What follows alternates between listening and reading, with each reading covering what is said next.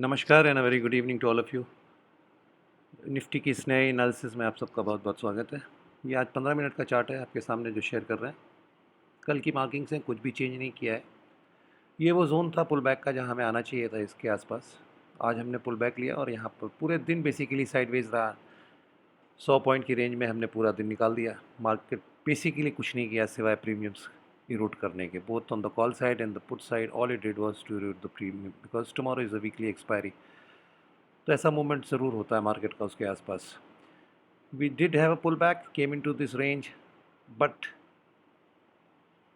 there was no rally sort of a thing in the market. In the last 15 minutes, we had a pullback from here, a very sharp one. अब अगर आप गौर से देखें तो कल के दोनों ऑप्शंस आज भी उसी तरह मौजूद हैं. The only point is now this C wave is taking a lot of time. तो अब ये हम सेकेंड प्रोबेबल काउंट कर देंगे क्योंकि सी वेव को आज पूरा हो जाना चाहिए था. या तो ये पूरी हो गई यहाँ पे फेलियर, लेकिन मुझे लगता नहीं है कहीं से कि पूरी दिख रही है. So now if this is a irregular correction going on, the C wave is still in progress, but this will be a second most probable count.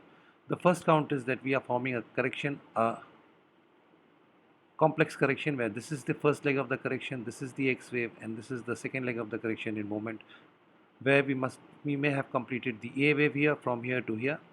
A wave यहाँ पूरी हुई, ये बी वेव चल रही है और फिर हमको नीचे जाना चाहिए एक करेक्शन के लिए. और स्टॉप लॉसेस की बात करें तो शॉर्ट्स के लिए स्टॉप लॉस यहीं पे है 10,291. This is the level for the stop loss for the shorts. आज भी वही चीज़ है कल के ट्रेड के लिए. और लॉन्ग्स के लिए यहाँ पे 99.45 का ये पैटर्न अगर हम देखें जो आज निफ्टी ने बनाया है नीचे से, ये एक ए, एक ये बी, एक सी वेव की तरह बना रहा है.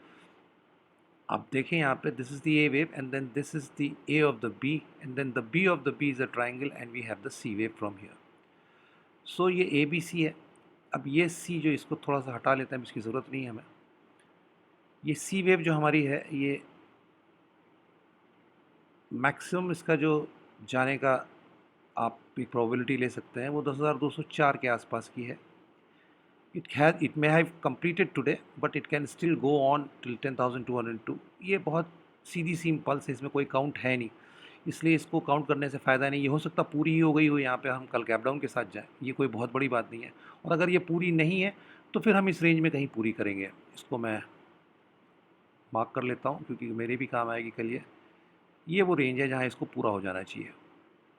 तो पहली लोअर लिमिट पे तो हम पहुँच ही गए हैं. It has reached its minimum requirements, it has fulfilled. इसने अपने सबसे मिनिमम लेवल्स को अटेन कर लिया. मैक्सिमम यहाँ तक जा सकती 10,202 के आसपास. इसके ऊपर अगर निकल जाएंगे सीधे सीधे कल हम, तब फिर प्रॉब्लम है. ये पैटर्न कुछ और बन रहा है, देखना पड़ेगा लाइव मार्केट्स में. लेकिन आज की तारीख में ये ए लगती है, ये बी लगती है, ये सी लगती है और सी वेव अपने मिनिमम रिक्वायरमेंट्स पे पहुँच गई है और मैक्सिमम इसका 10,200 के आसपास का है.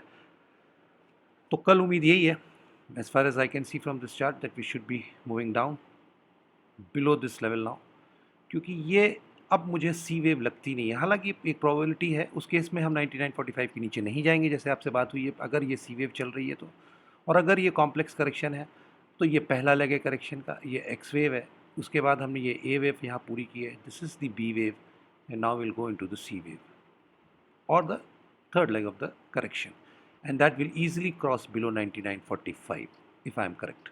But please remember we have two options.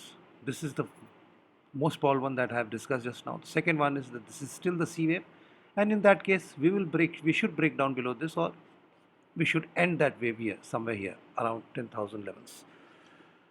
ऊपर की ओर 10,200 के आसपास का लेवल है जहां हम बाउंस ले सकते हैं, लेकिन वो एक मैक्सिमम है. उसके ऊपर अगर हम निकलते हैं तो फिर से लाइव मार्केट में देखना पड़ेगा कि हम क्या पैटर्न बना रहे हैं.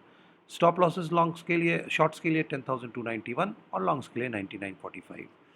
बाकी बताने को तो बहुत कुछ इसमें बता सकते हैं, लेकिन वो बेकार की बात होगी क्योंकि सिर्फ दो ही चीज़ इसमें मोस्ट प्रॉबल दिख रही है, तीसरा कुछ इसमें मुझे दिखता नहीं है. बैंक निफ्टी में भी कुछ इसी तरह के काउंट्स दिखते हैं. अगर आप देखें, मैं वो चार्ट भी आपके साथ शेयर कर लेता हूँ क्योंकि दोनों ने एकदम सिमेट्रिकल पैटर्न बनाया है, कोई अलग काम उसमें किया नहीं है. यही है ए बी सी, यहाँ भी जा रही है. इसके स्टॉप लॉसेस आपको रखने हैं तो यहाँ रखिए, 21,566 का स्टॉप लॉस है और हम फिर से पूरी प्रोबेबिलिटी किसके नीचे जाएंगे. तो ये दोनों चार्ट्स हैं. आज कुछ था नहीं इसमें, इसलिए दोनों मैंने आपके साथ शेयर कर लिया क्योंकि दोनों में लगभग एक तरह की समानता है. बस याद रखिएगा अपने स्टॉप लॉसेस को 10,291 for the shorts, 99.45 for the longs, and tomorrow most probably we should be gapping down जहाँ तक मुझे दिख रहा है। अगर ये सी वेव, क्योंकि ये सी आप देखिए इसमें कोई काउंट्स नहीं है, तो फिर ये तो पूरी ही है, इसके बाद इसमें इसको बहुत ज़्यादा बचता नहीं। हाँ, अगर अब इसके बाद ये करेक्ट करके ऊपर जाती है तो फिर देखना पड़ेगा 10,202 के ऊपर ये निकल जाएगी तो फिर हमको रिकाउंट करना पड़ेगा चार्ट को। So that is all, till we meet again, नमस्कार, जय हिंद।